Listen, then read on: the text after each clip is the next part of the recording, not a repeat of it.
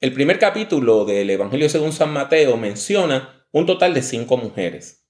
4 del Antiguo Testamento que vienen a ser parte de los antepasados de Jesús y otra que es María de Nazaret, la madre de nuestro Señor Jesucristo. Si usted nota, de las 5, la tercera, la que queda en el medio del grupo, es una mujer conocida con el nombre de Ruth, la Moabita.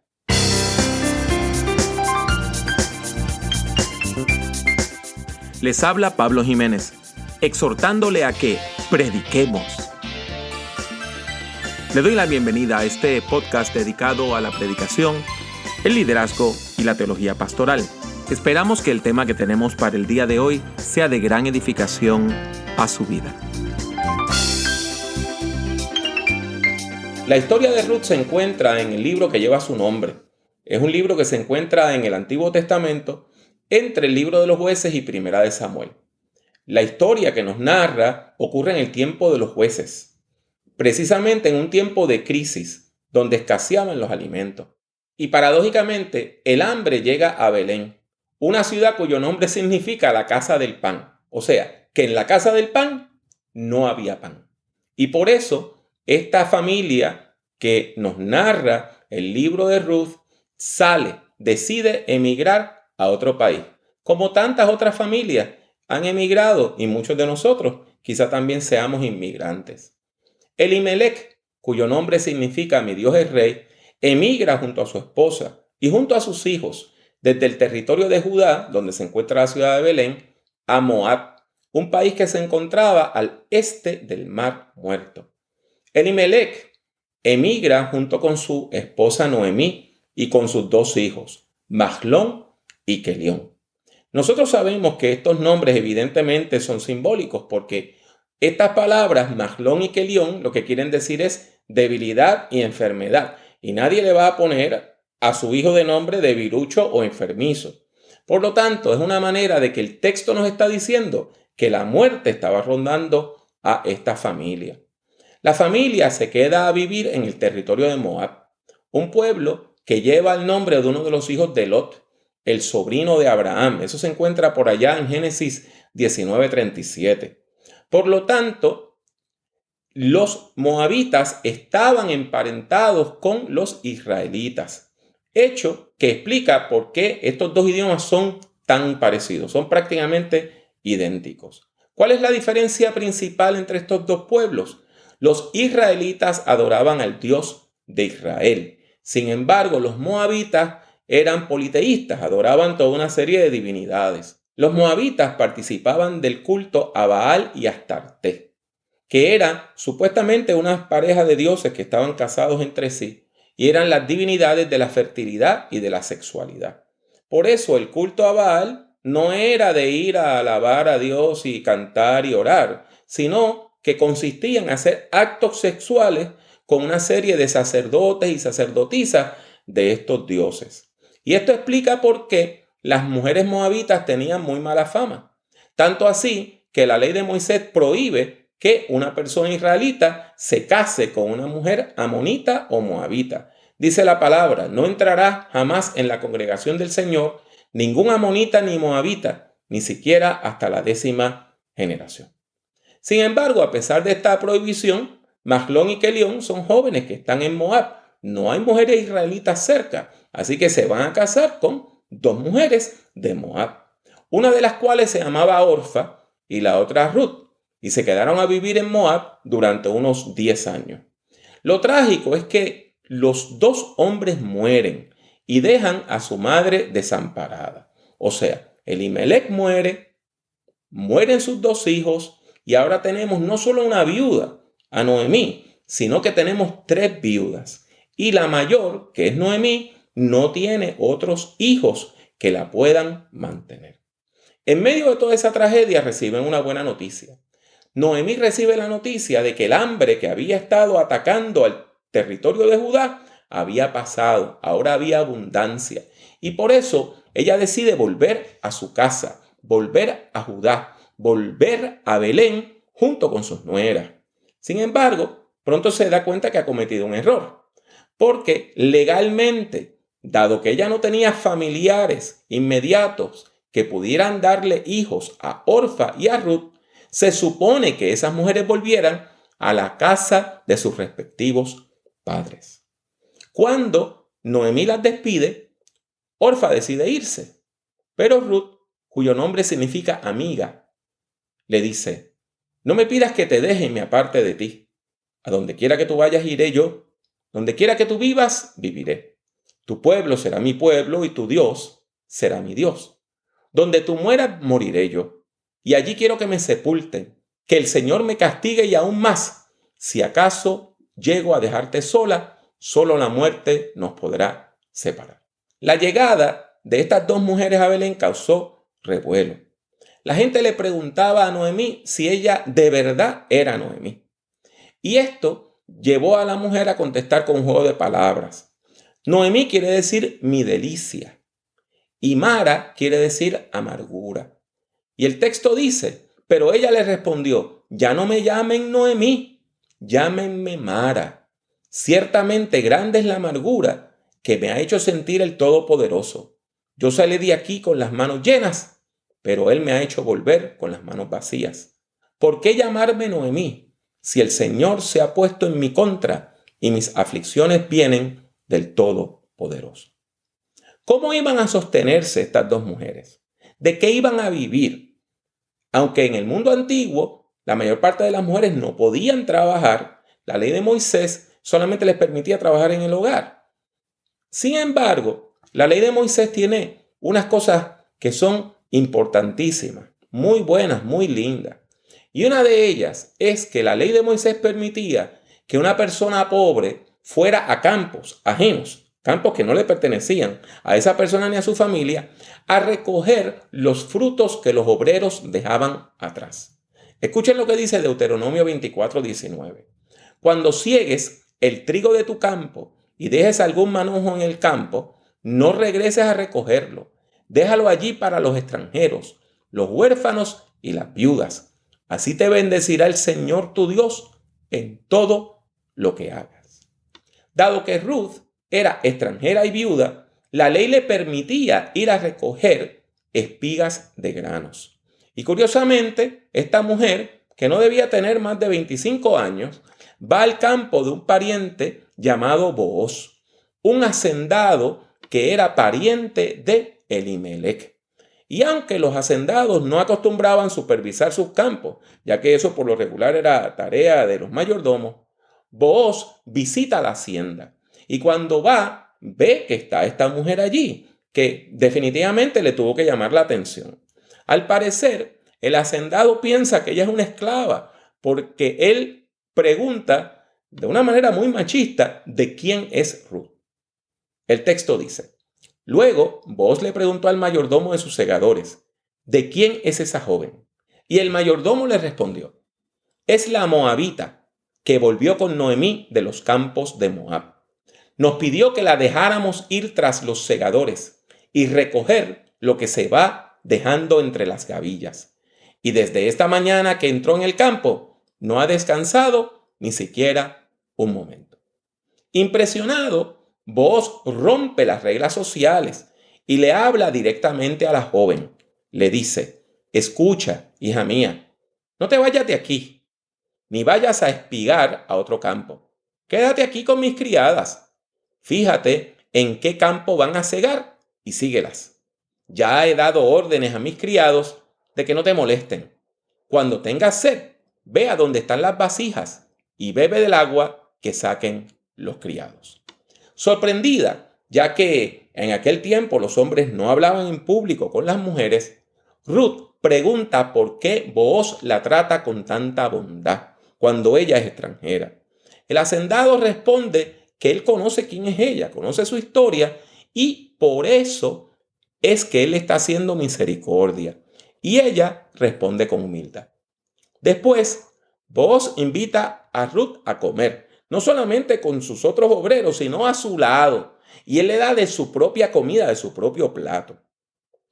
Cuando van a volver al campo, Booz llama a algunos de los segadores y le dice que intencionalmente dejaran manojos de cebada atrás para que Ruth los recogiera. Por eso, cuando termina el día, Ruth ha recogido unos 20 litros o 44 libras de cebada, tanto o más que un obrero regular. Ruth compartió la cosecha con su suegra, quien le preguntó de dónde había sacado tantos alimentos. Le preguntó: ¿dónde recogiste espigas hoy? ¿Dónde estuviste trabajando? Bendito sea el que te ha tratado con tanta bondad. Ruth le contó a su suegra que había estado trabajando en el campo de un hombre llamado Booz. Entonces Noemí le dijo: que el Señor lo bendiga.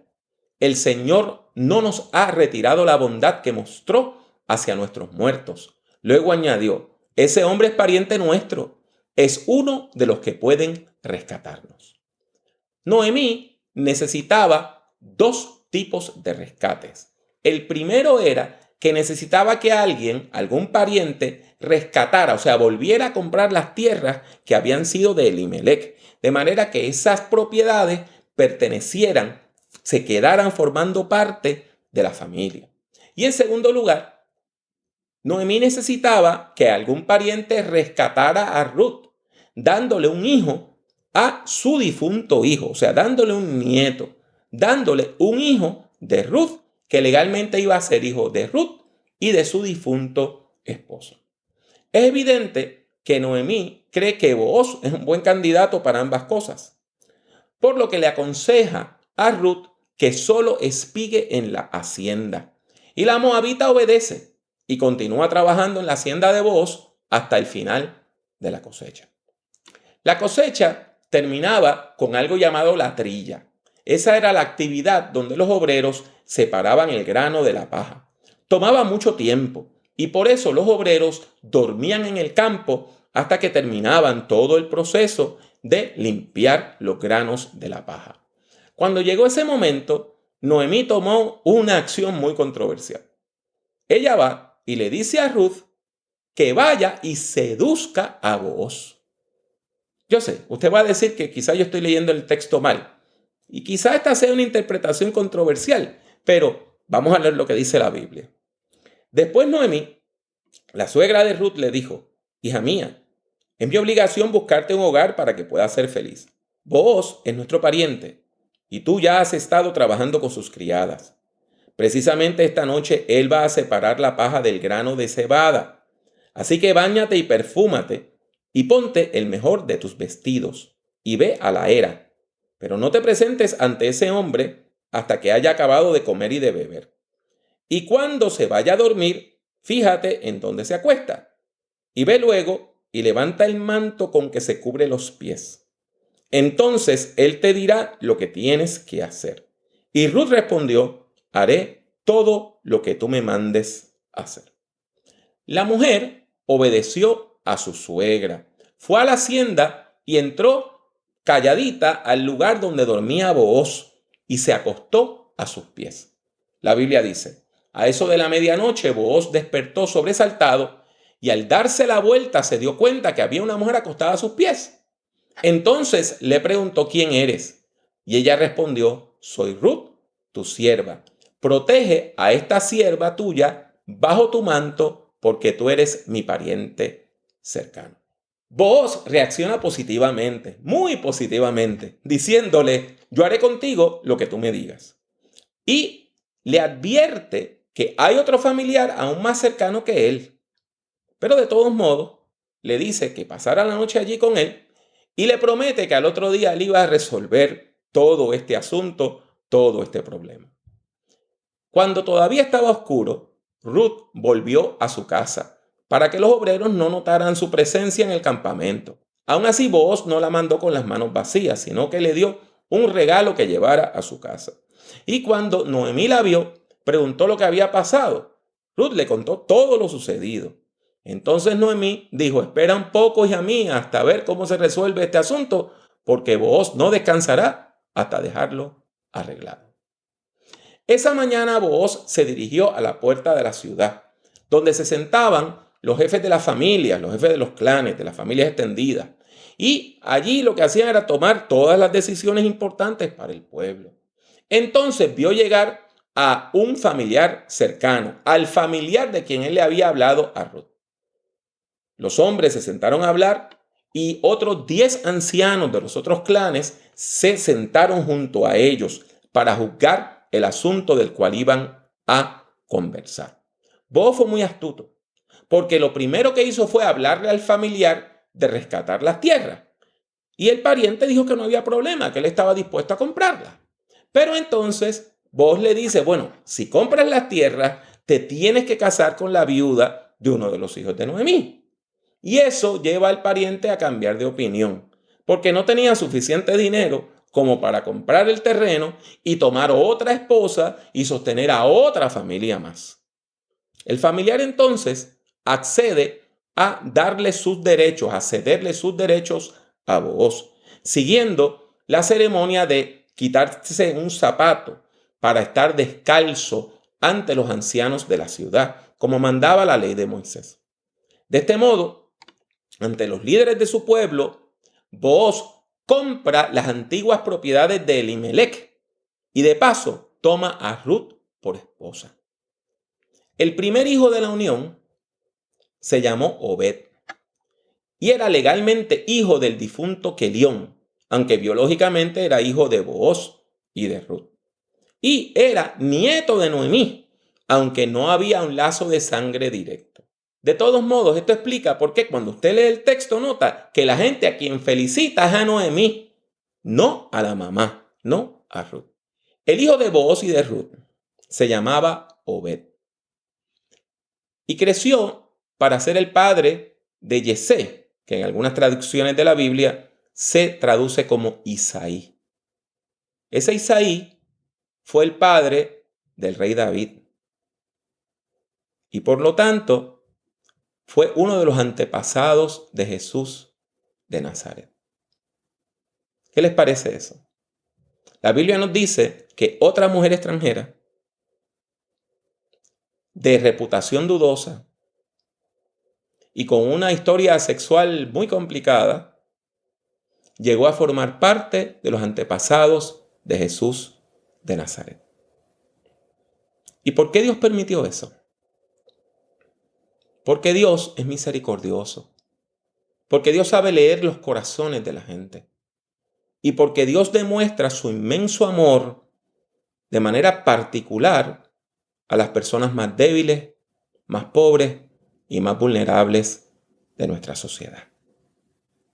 Demos gracias a Dios, porque Dios no nos juzga de acuerdo a nuestros pecados, sino conforme a su misericordia y a su bondad. Les habla una vez más Pablo Jiménez. Deseo darle las gracias por escuchar este podcast. Si desea escuchar o ver algunas grabaciones adicionales, estas son las opciones. Suscríbase a Prediquemos por medio de iTunes o de su aplicación favorita para descargar audio desde el Internet. Si ha disfrutado de este programa, le ruego que deje una valorización positiva del mismo, ya que eso ayudará a que otras personas puedan encontrar nuestro podcast. Visite nuestra página en el internet drpablojimenez.com. Allí encontrará centenares de documentos en texto, audio y vídeo relacionados a la predicación, la teología pastoral y el liderazgo cristiano. El acceso a todos estos documentos es completamente gratuito. En YouTube, acceda a mi canal, que también se llama Dr. Pablo Jiménez. Allí hay más de 800 vídeos de sermones, conferencias y además algo de música cristiana. En las redes sociales me consigue utilizando el mismo nombre, Dr. Pablo Jiménez. En particular, puede encontrarme en Twitter, Facebook, LinkedIn, Tumblr y también en Instagram, entre otras redes. Y si desea comprar algunos de mis libros, tales como Principios de Predicación o Predicación en el siglo XXI, tiene dos opciones. La primera es ir a la sección de libros en mi página drpablojimenez.com. La otra es ir directamente a amazon.com y colocar mi nombre, Pablo Jiménez, en el buscador. Ha sido mi placer tenerle en este podcast. Que Dios le bendiga mucho y que Dios le bendiga siempre.